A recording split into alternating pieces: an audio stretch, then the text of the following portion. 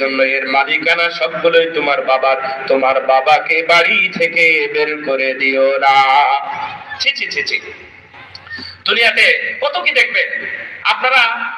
আমি বলেছি যে ফুল ফ্যামিলি জান্নাতে যাব। এই ঐশী কি করেছে দেখেন তো। চামেলিবাগে 2013 সালে একজন মেয়ে হয়ে অস্ত্রধারী বাবা এবং তার মা মাহফুজুর রহমান ও রত্না রহমান দুইজনকে একই দিনে একাই হত্যা করেছে। করে নাই? কোনো ইখতিলাফ নাই, হত্যা করেছে। এই হত্যার জন্য ঐশী একাই দায়ী না। সাংবাদিকেরা লিখেছে, দেখবেন সেই সময় সাংবাদিকরা কি লিখছে। প্রশ্ন,